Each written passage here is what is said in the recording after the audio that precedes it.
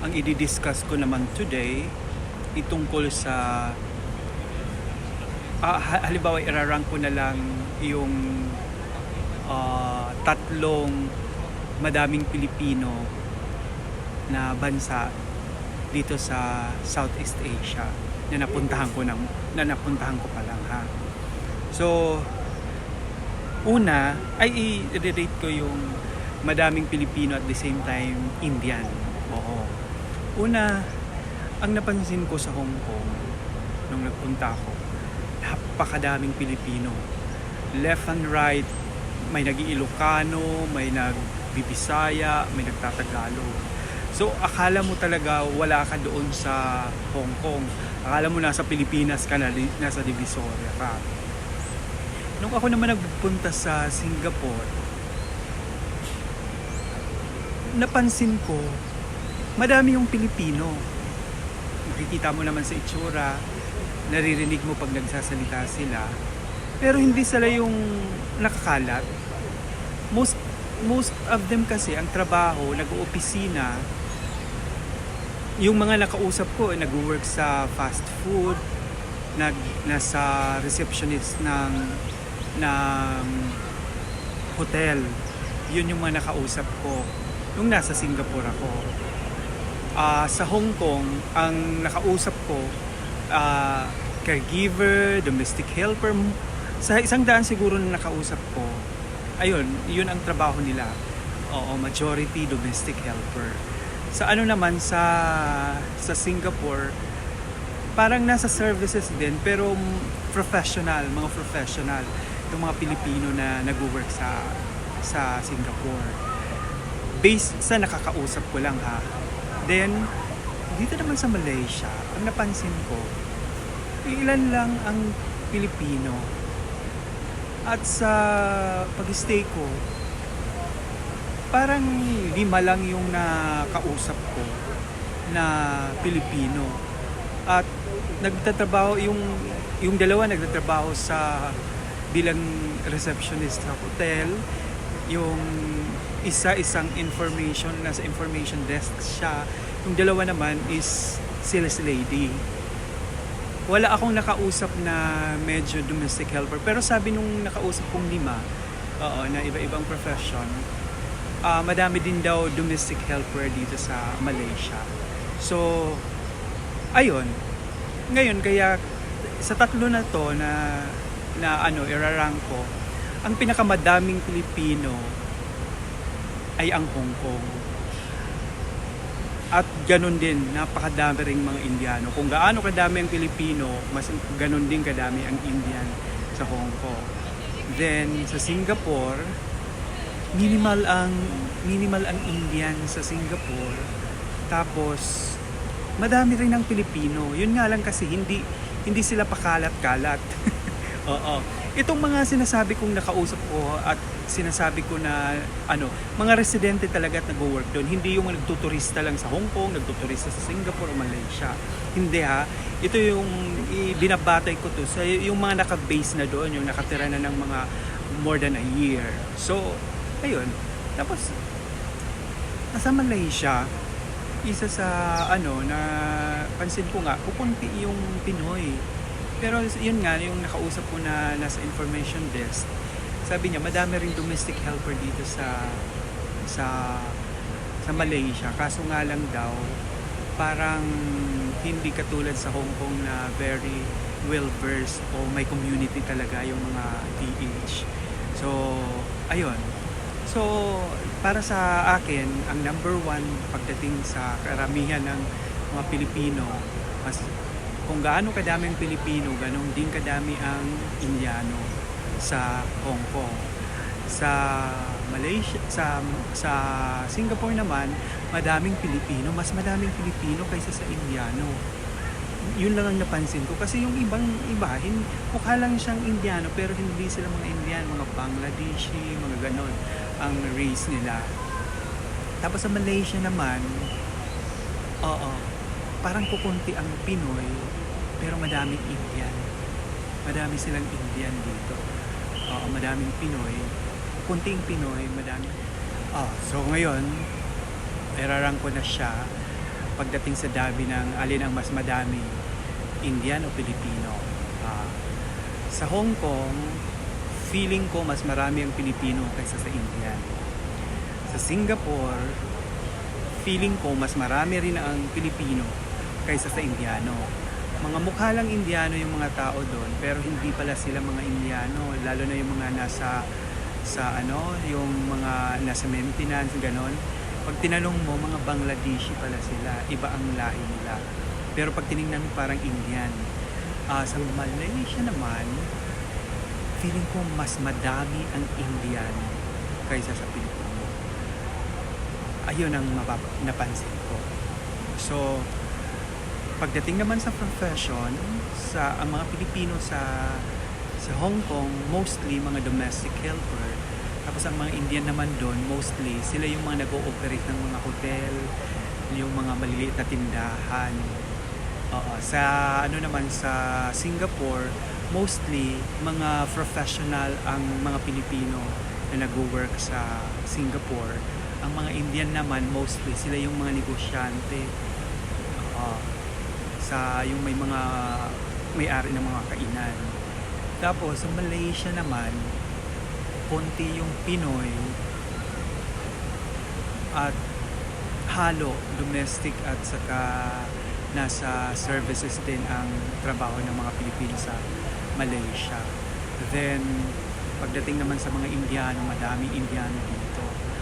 Oo, napakadami. Tapos ang mga work nila, nag-opisina ang mga Indian at at the same time, mga may negosyo sila tungkol sa pagkain. Ayun. So, pagdating naman sa sa accommodation, para sa akin, ang accommodation, ang pinakamura ay ang Malaysia. Ang Hong Kong ang sumunod na pinakamura at ang Singapore ang pinakamahal.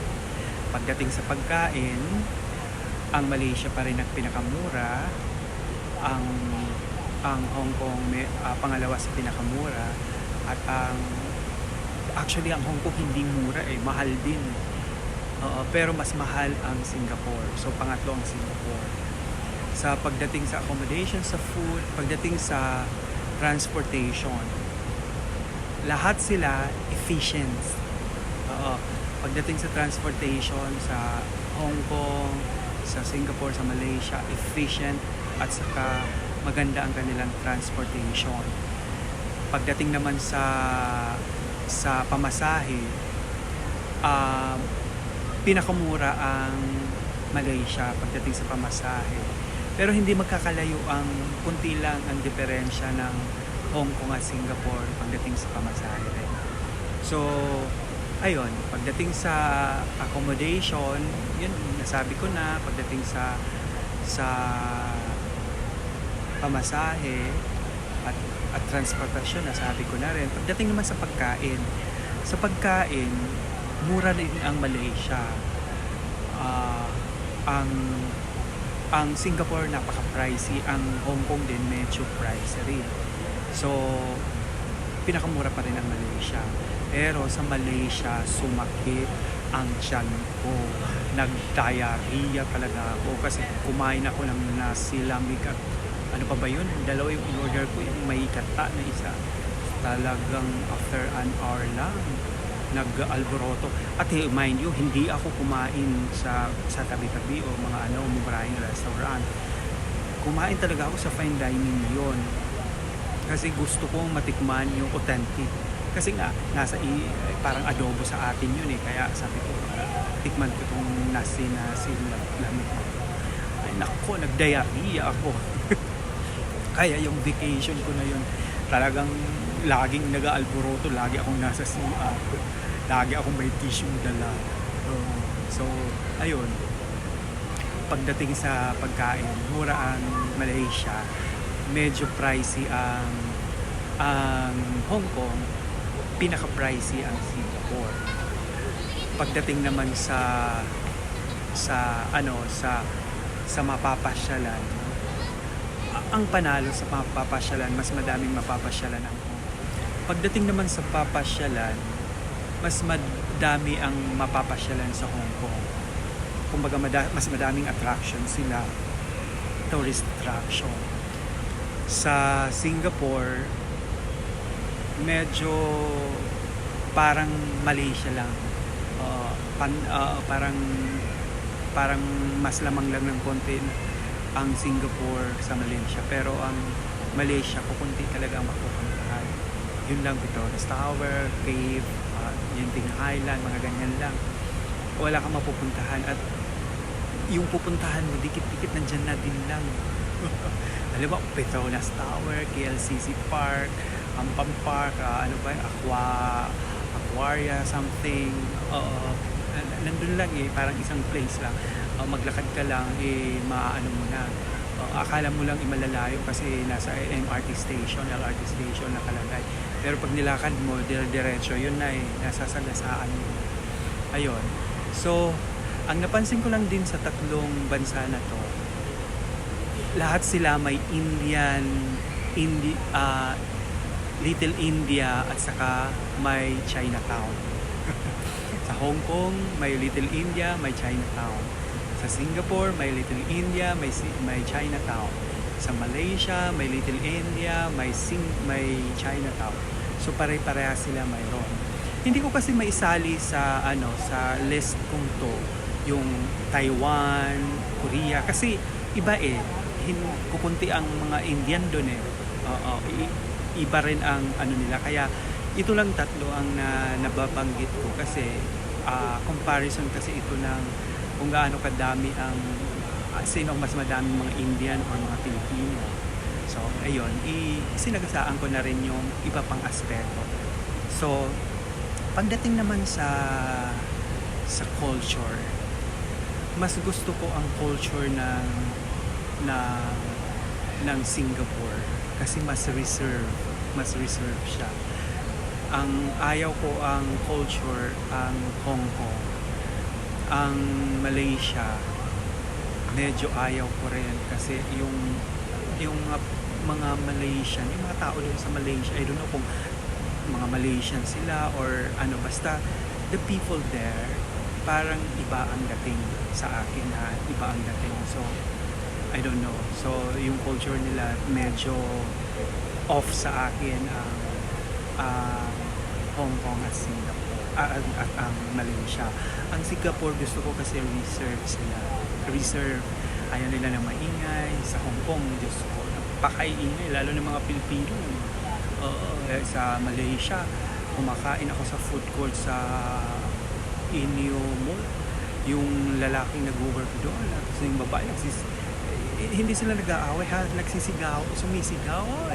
Parang I don't know, linisin mo dito, gano'n. Parang mind you, dahil hindi ka naman lang lumapit ay sabihin mo, linisin mo dito, diba? Hindi yung sisigaw ka na alam mong madaming tao at hindi lang mga Malaysian ang nandun.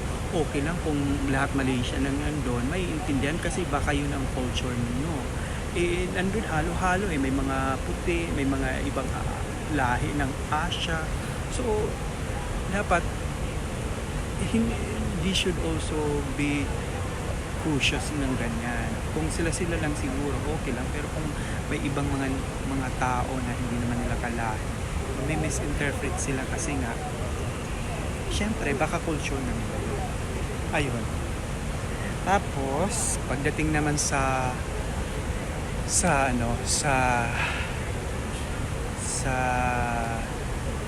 airport, mas ang pinakapangit na ang napangitan talaga ako ang airport sa Malaysia. Paglabas ko pa lang, alam mo ba yung amoy, ang lakas ng amoy ng curry, nasa loob ka ng airport dito hindi pa ako lumalampas ng immigration nito. Talagang yung amoy, maamoy mo talaga. Tapos basta may something, hindi ko alam kung sa hangin, sa nature o sa tao. Kahit sa hotel, yun ang napansin ko, yung amoy yun. Tapos sa Hong Kong naman, ang ayaw ko yung mga Indian doon, walang disiplina, para silang ewan. Ang mga naman ang mga sa Indian. Sa Hong Kong naman, ang mga Indian doon parang hindi ko maintindihan. Napit sila ng kung ano-ano, aalok ng gano'n. Yung madami ang manloloko yung mga scammer sa Hong Kong.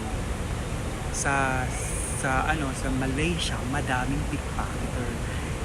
Me, myself, and I na-experience ko yan, at saka nakita ko talaga yung isang babae na turista pinikpocket. So ako, na-experience ko, nabubuksan, nagtataka ako, laging bukas yung likod nung bag ko na backpack. Hindi nila kasi mabuksan yung main ng ko kasi inilalak ko siya bumili ako ng padlock na maliit, inilalak ko siya, tapos decoded lang. So kahit anong gawin nila, hindi nila mabubuksan. Pero yung isang maliit na bulsa kasi doon, hindi abot yung padlock kaya ang nilalagay ko lang doon usually bimpo o kaya mga papel. So laging pag umuwi na ako, minsan mapapansin ko bukas na siya.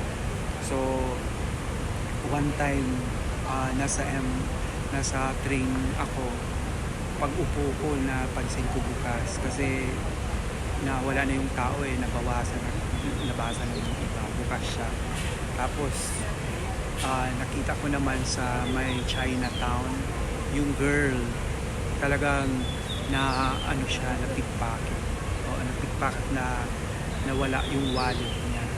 Nawala talaga, totally nawala yung wallet niya. Buti nawala lang yung wallet niya, hindi nawala ang passport niya. Kasi siya ibang lahi pero hindi Asian hindi siya Asian. So ayun, so province sa akin na ang Malaysia madaming pickpocketer, ang Hong Kong madaming scammer, ang Singapore wala akong bad experience sa Singapore wala. Pagdating sa mga ganon, hindi ako na-scam sa Singapore, nor na nagkaroon ako ng bad lights o bad sa kanila sa pagpupunta ko sa kanila sa bansa na yun. So ayun, so ngayon yan lang ang masasabi ko pagdating sa ganon. Tapos ang isa pang pagdating sa mga building, sino ba ang mananalo? Hong Kong, Singapore, or Malaysia? Actually, pantay-pantay sila sa paningin ko. May iba-iba silang style ng kanilang mga building. Lahat sila halo modern at saka classic design. Mayroon sila. Tapos every building that we have also may mga kanya-kanya silang attraction. So pantay-pantay sila. Gusto ko lahat ang mga magagandang development nila pagdating sa mga building, sa construction. Gustong-gusto ko yung tatlong bansa na yun kasi naglalakihan ang kanilang building at saka maganda yung positioning ng mga building nila. Pinag-aralan talaga kung saan itatayo, saan ihaharap, saan nakatalikod. Yan ang maganda kasi pinagplanuhan at alam ng gobyerno nila kung saan pwedeng magtayo at saan pwedeng hindi magtayo. Hindi katulad sa Pilipinas sa may pang suhol ka lang kahit saan ka po pwedeng makapagtayo. So yun ang napansin ko. Pare-pareha sila skyscraper ang kanilang mga buildings. Ayun, pagdating naman sa shopping, very dull sa akin ang Singapore pagdating sa shopping. Naanohan ako. Tapos pagdating naman sa Malaysia, medyo na-overwhelm ako kasi ang mga mall nila usually mga branded ang kanilang paninda, hindi katulad sa atin sa Pilipinas, di ba, mga local, mga pen shop, Bunny jeans, ganon. Sa kanila talaga Hermes, ganyan, makikita mo sa pavilion, sa Soria, ganon. Makikita mo talaga ng mga high-end ang mga paninda nila, bibihira ang local. So, mag-i-enjoy ako. Tapos, Kung kamurahan naman, masarap mamili sa Hong Kong kung kamurahan. Pero hindi na rin gaano mura ngayon ang Hong Kong. Hindi katulad dati na talagang mura. Ayun, pagdating naman sa Hong Kong, yun nga, maganda mag-shopping sa Hong Kong kasi may mga area na mura ang ano. Although sa Malaysia rin, mayroon sila yung parang Divisoria, yung sa Chinatown, sa Pitaling, Pitaling Street ba yun? Jalan Pitalang Street. Oo. Doon nga ako nakakita ng mga relo. Ang gaganda ng relo. Diyos, sabi ko, bibili ba ako? Kaso, sabi ko, ay, wag na. Kung hindi ko afford na bumili ng original na RM, na Rolex, wag na lang. Sabi ko, kung magsusot lang ako ng fake. Kahit na hindi sikat yung isusuot ko, ang mahalaga ay original. Yun lang. Yun ang ano ko sa buhay. I don't care kung hindi siya sikat. Ang mahalaga iyon ay original at ang kumikita yung totoong may-ari noong brand. Aanihin ko yung may branded yung isinusuot ko, fake naman, di ba? So, ayun, na mesmerize ako na ano ako na bumili kasi fashion ko talaga relo talaga at saka eyeglass. Doon ako talaga pag nakakita ako ng magagandang eyeglasses, Cartier, mga ganon, mga Ray-Ban, mga ganon, wala. Ano na ako niyan, surrender na ako. Pag nakakita din ako ng mga relo, surrender na ako. Iyon, doon. Pero pinili ko pa rin, sabi ko, oy, wag na. Kasi bili ako, tapos kakahiya, isusuot mo, alam mong sa sarili mo fake yung sinusuot mo, di ba? So I'd rather buy an original unbranded thing than to buy a branded thing that is not original or fake. I'd rather not to buy it. So ayun, ang maganda, madami kang mabibili din doon sa Chinatown, sa mga Chinatown nila. Kasi lahat sila may Chinatown. Ang Malaysia may Chinatown, may Little India. Ang Singapore may Chinatown, may Little India. Ang Hong Kong may Chinatown, may Little India. At lahat din sila may hawker center. At lahat din sila, yung tatlong to, may central market. So, nakakatuwa, pare-parehas ang attraction nila na magkakalapit lang din naman sila. Oo. So, kung ako ang mag-a-advise, punta kayo sa isang lugar, halimbawa Singapore, and then tawid na lang kayo, mag one day visit na lang kayo ng Malaysia. Oo, kasi sa Malaysia naman ang pinakasikat lang naman na attraction is Petronas Tower, o unless na may bata magpupunta sa Legoland, di ba? Sa naman sa Bato Caves, mga ganon. Saglit lang pagdating mo ng Petronas Tower, o pag-picture ka, o mag-train ka na papunta Bato Caves, o pagdating mo doon, magpa-picture ka, umakyat ka doon sa Bato Caves, yung hagdan na mataas, o pagkatapos niyan, siguro less than 2 hours, tapos ka na, o pwede ka nang sumakay ulit. Punta naman sa Genting Highland. Oo, in just one day, may ikot mo through sa pamamagitan ng train. Oo, yun lang naman ang attraction, yung Kuala Lumpur Tower. Wala naman, yun lang. Oo, alam namang magbayad ka pa dyan sa So, yun lang naman kasi ang pinaka-main attraction nila. So, pagdating naman sa Singapore, syempre, Sands, Merlion, pupunta ka sa Universal Studio. Then, pwede ka pa lumipat uli papuntang Indonesia, Batam. You know, ang Batam hindi siya gaanong pinag-uusapan, hindi siya gaanong nakikita sa mga vlog, sa mga Pero Batam, napakaganda ng Batam at napakamura. So, dapat i-try din.